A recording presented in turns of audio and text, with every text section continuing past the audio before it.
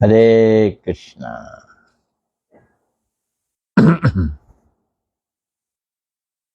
श्री प्रभुपाद जी के उपाख्यान। आज थर्सडे हो गया, वीरवार हो गया, 13 तारीख हो गई, 13 अगस्त।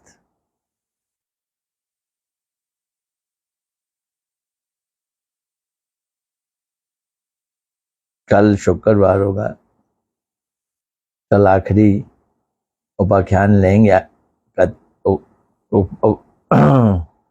शुक्रवार को लास्ट होता है ना, हफ्ते का लास्ट उपाख्यान, अमृत एक कथा। तो पहले गुरुदेव को प्रणाम कर लेते हैं। नमो विष्णुपदाय राधिकाय प्रियात्मने श्रीमत भक्ति वेदांत। Sound is okay, very good Veena Balla ji, sound manager. Hare Krishna. नमो विष्णुपदाय राधिकाय प्रियात्मने श्रीमद भक्ति वेदांत। नारायण गोस्वामी इति नामने श्री कृष्ण लीला कथने सुदक्षम उदारे माधुर्य गुणैश्च युक्तं वरं वरेण्यं पुरुषं महान्तं नारायणं त्वां शिष्यः नमामि।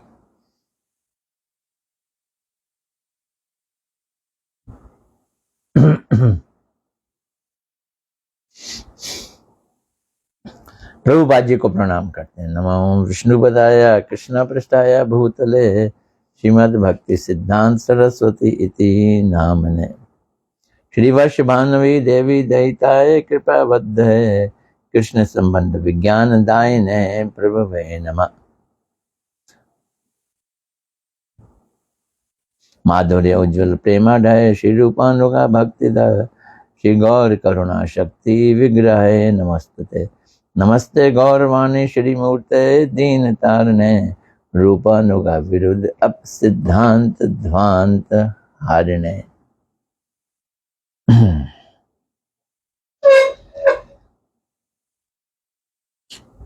चलो जी, आज 95वां 95th उपाख्यान, गोला खा डाला।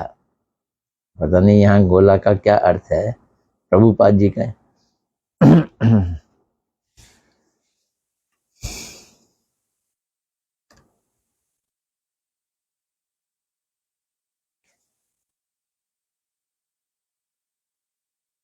तीतू मियां नामक एक व्यक्ति एक समय अत्यधिक अत्याचारी बन बैठा था।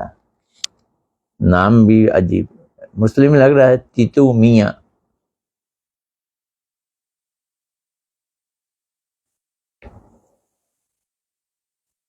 एक फकीर के भड़काने से उसने एक स्थान पर जिसका नाम था नारिकेल बेड़िया, बांस का एक किला बनाकर अपने आप को बादशाह घोषित कर दिया, खुद को बादशाह कर दिया घोषित, और अंग्रेजों के विरुद्ध युद्ध की घोषणा भी कर दी। किला भी किसका बनाया? बांसों का। तो तत्कालीन बड़े लॉर्ड बंटिंग ने तीतू को डराने के लिए पहले तोप की खाली आवाज करने का आदेश दिया। वो अंग्रेज जानते थे इसमें दम क्षमता है नहीं, उनका तोप को खाली करो। तो तोप चलने पर भी कोई नुकसान ना होने पर तीतू के पक्ष में उत्साह बढ़ गया। पूछो तो क्यों? वो फकीर था ना एक। फकीर ने उपहास करते हुए कहा, गोला खा डाला, तुमने गोला चलाया, हमने गोला खा डाला। उन्होंने तो गोला डराने के लिए चलाया था। वो फकीर के कहने पे वो बोला, हमने गोला, तोप का गोला खा डाला। अर्थात गोले से तो कुछ नुकसान नहीं हो रहा, क्योंकि मैंने अंग्रेजों के गोले को हजम कर डाला है। इससे तीतू ने के दल वालों की हिम्मत और बढ़ गई। वे अपने लड़ाई के धर्म युद्ध मानने लगे और उत्साहित हो उठे। तब लॉर्ड वेंटिंग के द्वारा भेजे गए कर्नल के आदेश से फौज ने तोप चलाया, जिससे नारिकेल बेड़िया का वे बांस का किला मिट्टी में मिल गया। जो उसने किला बनाया था ना बांस का, तोप ने मिट्टी में मिला दिया। तोप के आघात से तीतू के प्राण भी चले गए और फकीर युद्ध स्थान से तो गायब हो गया।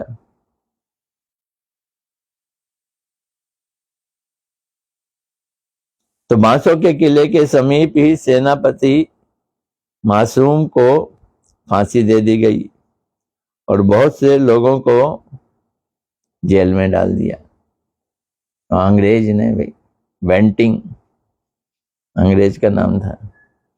जो लोग अपनी बुद्धि को भली प्रकार से आंके बिना ही अहंकार से भरकर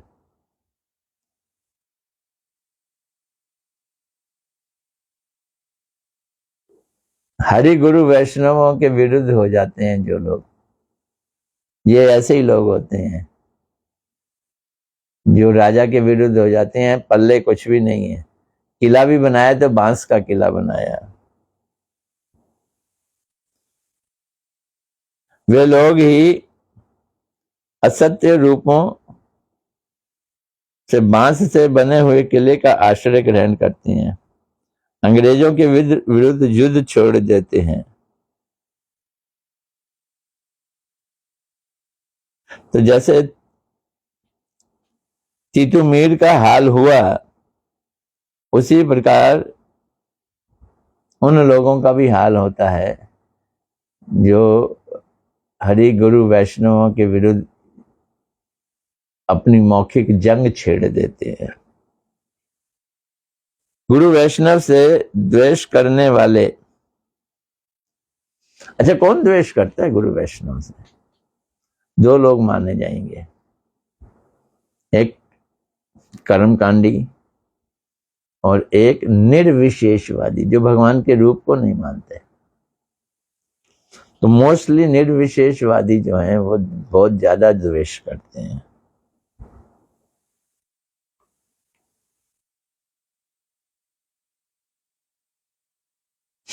वो लोग रूप को ही नहीं मानते और अपने ज्ञान को बहुत ऊंचा मानते हैं। इंद्रिय जन्य ज्ञान, और वो ज्ञान आता कहाँ है? इंद्रियों के द्वारा ग्रहण किया गया ज्ञान, उसका आश्रय लेकर संसारिक बुद्धिमत्ता, कौशल, षड्यंत्र, कूटनीति, कुवाक्य रूपी बाण, कुत्सा, निंदा आदि अत्यधिक तुच्छ और सारहीन सामग्री और अस्त्र शस्त्र लेकर कृष्ण के निज जनों और उनके संपूर्ण शरणागत बने गुरु वैष्णवों के विरुद्ध युद्ध की घोषणा कर देते हैं। और गुरु वैष्णव किसी प्राणी को उद्गिन तो करना नहीं चाहते, उनसे कोई युद्ध छेड़ दे, लेकिन गुरु वैष्णव खुश नहीं होते। अतः वे लोग पहल बातचीत के माध्यम से वो जो उत्तेजित दल है, उत्तेजित दल, उसको शांत करना चाहते हैं, निरस्त करने की चेष्टा करते हैं। परंतु उस दल के अवैध उत्तेजनकारी व्यक्ति गुरु वैष्णवों की बात नहीं मानते। वो बोलते हैं खाली बम का गोला है, खा जाओ इसको, है ना, बम का गोला खा लिया। खाली आवाज कहकर उड़ा देते हैं। गुरु वैष्णवों की आवाज खाली आवाज नहीं होती, वो भगवान की आवाज होती है। गोला खा डाला वो कहकर उपहास करते हैं। अच्छा, उसको उत्तेजित कौन कर रहा था? फकीर को ही। तो फकीर की वेशभूषा और तथाकथित व्यक्तित्व से मुग्ध होकर निर्विशेषवादी लोग गुरु वैष्णवों के विरुद्ध खड़े हो जाते हैं। उनके भी फकीर होते हैं निर्विशेषवादियों के, मायावादियों के, जो भगवान का रूप नहीं मानते। फकीर का मतलब है गाइड करने वाले, गुरु।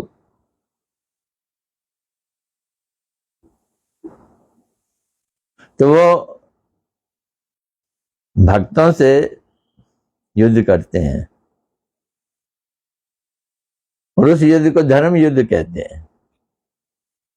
अधिक उत्तेजित हो जाते हैं, परंतु प्राणांत होने तक, अर्थात निर्विशेष में गति प्राप्त करने तक वे शांत नहीं होते।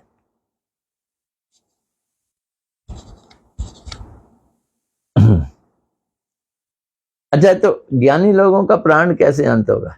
भगवान में मुक्ति पाली, सायुज्य मुक्ति मिल गए।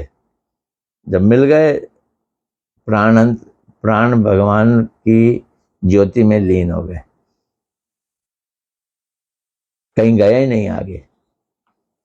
इसे कहते हैं निर्विशेषवादियों का प्राण अंत हो गया।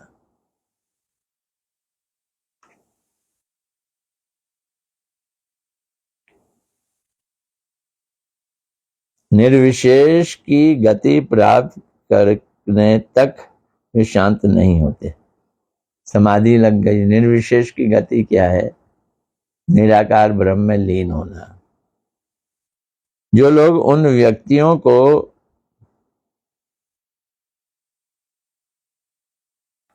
धर्मोन्मत्त बनाकर युद्ध क्षेत्र में उतारते हैं, और जो लोग गोला खाकर कहकर स्पर्धा व्यक्त करते हैं, वे ही अंत में भाग जाते हैं।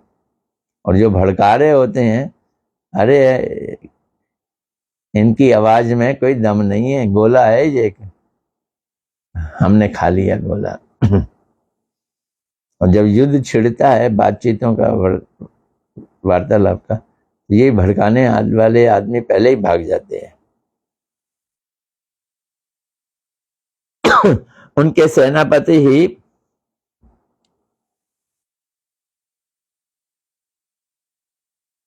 उनको दंड मिलता है, मृत्यु दंड मिल जाता है।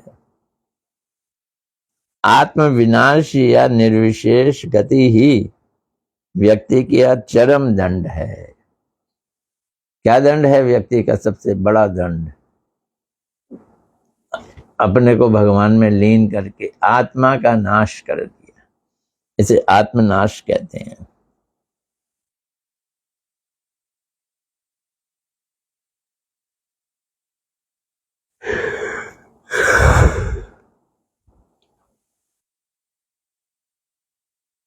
आत्म विनाश या निर्विशेष गति ही व्यक्ति का चरम दंड है। उसी से चेतना की वृत्ति जो है, शुद्ध चेतना की वृत्ति, आत्मा की क्या वृत्ति है? सेवा। वो सेवा की वृत्ति लुप्त हो जाती है। राज शक्ति का एकाधिपत्य देखकर तितुमीर जिस भांति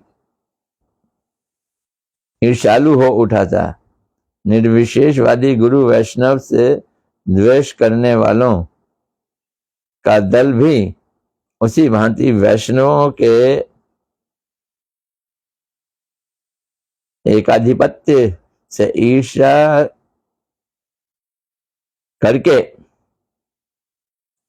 असत्य रूप में बांस का किले का निर्माण कर देते हैं, और उसके लिए भी बड़ी दौड़ भाग करते हैं। और अंततः आत्म विनाश वाले निर्विशेष में गति प्राप्त करते हैं। अतः बुद्धिमान व्यक्ति सदा सर्वदा श्री गुरुदेव का नित्य तथा पूर्ण अनुगत्य ही करते हैं। गुरु वैष्णवों का प्रतिद्वंदी नहीं बनना है, उनसे विरोध नहीं करना, उनका अनुगत्य करना है, ये जरूरी है। गोला खा, ये आज का पहला उपाख्यान। आइए दूसरा उपाख्यान ले लेते हैं।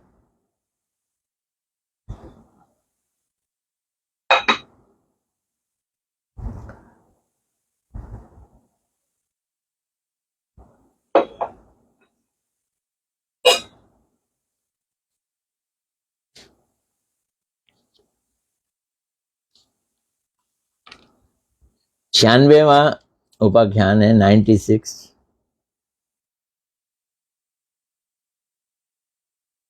विषहीन सांप पकड़ने की हिम्मत नहीं और चले हैं विषधर पकड़ने।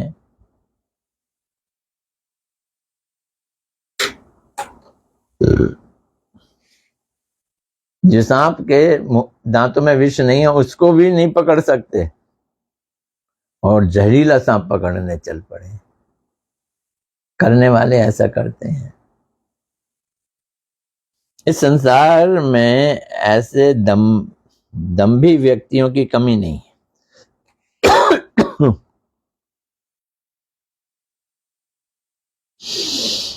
सारा चक्कर दंभ से है, अहंकार से है। कपटता, अहंकार, जो हम नहीं है वो दिखाना। संसारिक इच्छाओं वाला आदमी हृदय से कपटी होता ही होता है, ये ध्यान रखना। तो जो विषहीन सांप को पकड़ नहीं सकते और विषधर नाग को पकड़ने दौड़ते हैं, धर्म राज में प्रवेश करने का अभिनय करके भी जो लोग खुद को बहादुर, दक्ष और समर्थ कहकर ढिंढोरा पीटने का उत्साह करते हैं, वे विषहीन सर्प। क्या है विषहीन सर्प? विषहीन सर्प दिखाया है सामान्य काम, सामान्य क्रोध आदि। ये 6 रिपु जो हैं इनको ही नहीं पकड़ सकते, विषधर को पकड़ेंगे।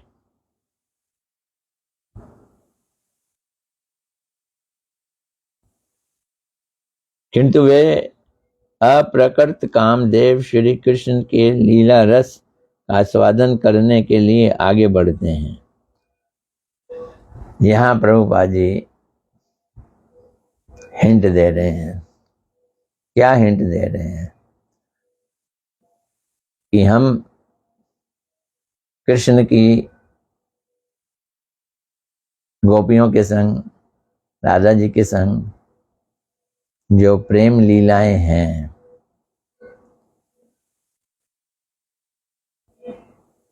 बड़ी उत्तम हैं, लेकिन मामूली नहीं है।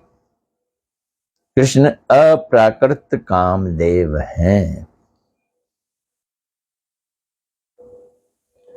हम इस अप्रकृत कामदेव कृष्ण की लीलाओं का, दिव्य लीलाओं का आस्वादन करने चले, लेकिन अपने काम को क्या करें? वो जो साथ में चल रहा है उसको तो पकड़ नहीं पाए।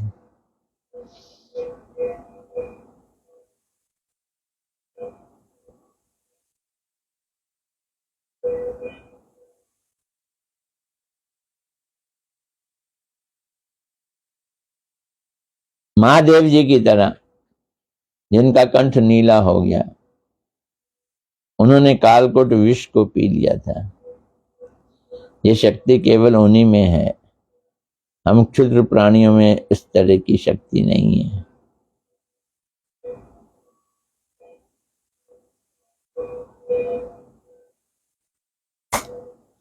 कुछ प्राणी के लिए उस विष को पान करना तो दूर की बात है, उसके गंध को सूंघने के मात्र से ही मृत्यु हो जाती है। दूर रहो जिसको तुम सहन नहीं कर सकते, उससे दूर रहना चाहिए।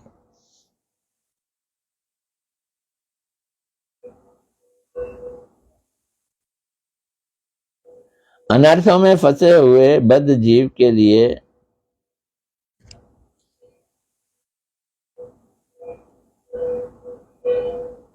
राधा कृष्ण की अप्रकट लीला का रसास्वादन करना तो दूर की बात, वे इसकी धारणा तक नहीं कर सकते।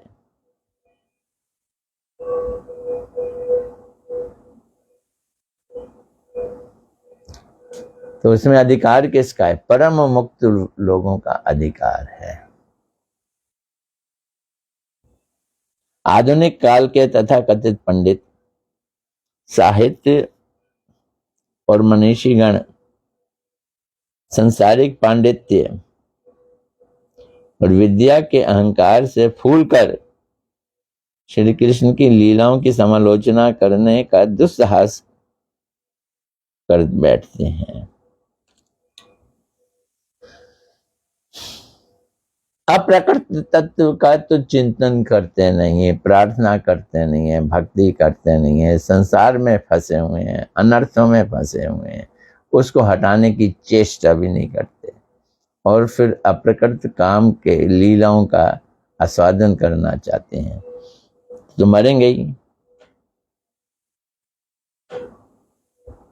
तो विषहीन सांप को पकड़ने में भी असमर्थ हैं और विषधर नाग को पकड़ने का प्रयत्न करते हैं। ये वही बात हो गई।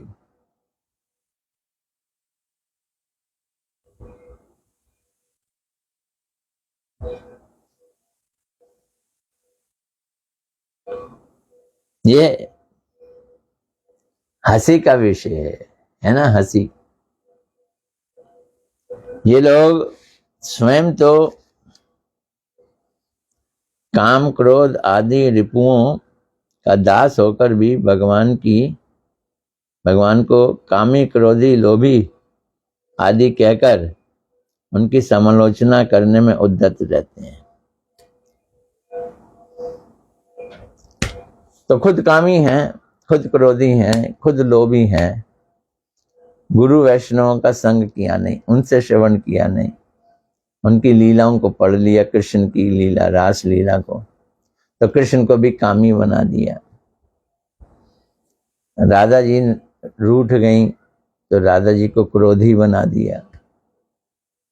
ये ऐसे निर्णय ले लेते हैं। कैसे ले लेते हैं?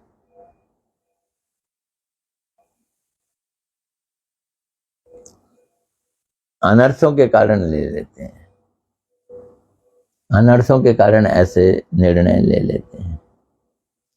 यही कारण है कि कुछ लोग श्री कृष्ण लीला को दुष्यंत शकुंतला है, कृष्ण लीला, उसको किससे मिलान करते हैं? प्रेमियों की, दुष्यंत शकुंतला, लैला मजनू, संसारिक नायक नायिका के तरह मानते हैं। और संसारिक नायक नायिका जिसका विवाह कहीं और वो अन्य पुरुष से प्रेम करे, व्यभिचारी प्रेम, इस व्यभिचारी प्रेम और राधा कृष्ण के प्रेम को समान मान लेते हैं।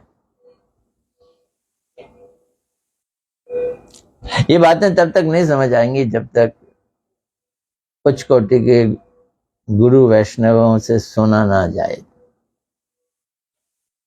और कुछ ऐसे व्यक्ति हैं जो श्री कृष्ण लीला के ऊपर लीपापोती करने के उद्देश्य से उसकी आध्यात्मिक व्याख्या करके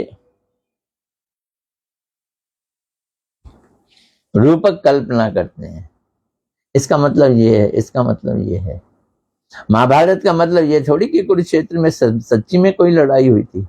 हमारे मन में हमेशा लड़ाई चलती रहती है, वही महाभारत है। ये है उसका अर्थ निकालना। रूपक कल्पना, इसका नाम है रूपक कल्पना। चौथा नंबर, रूपक कल्पना का मतलब है अप्रकृत वस्तु को प्राकृत वस्तु के साथ तुलना करना।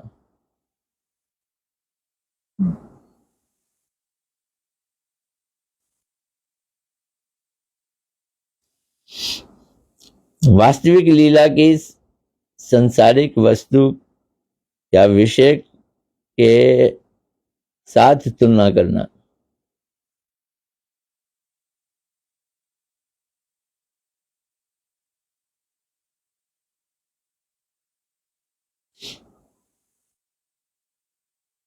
कैसे, देखो बड़ा अच्छा उदाहरण दे रहे हैं। जैसे यमुना को सुषमणा नामनी और श्री कृष्ण की कालिया दमन लीला को जीव का काम आदि रिपुओं के दमन करने के साथ तुलना करना, ये कल्पना है, खाली ये कल्पना है।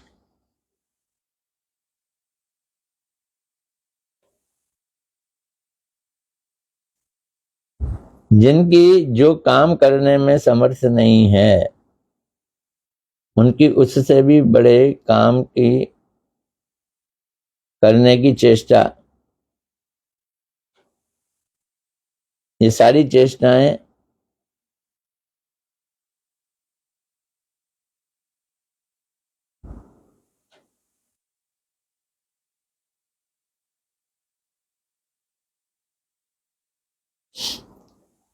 काल्पनिक हैं, झूठी हैं विशेषताएं सारी की सारी। इसलिए पहले विषहीन सांप को पकड़ो, अनर्थों को दूर करने की कोशिश करो। चलो आज इतना ही। हरे कृष्णा कृष्णा कृष्णा हरे हरे, हरे राम राम राम हरे हरे, हरे कृष्णा कृष्णा कृष्णा हरे हरे, हरे राम राम राम हरे हरे। चलो देखें आज कौन कौन आया है।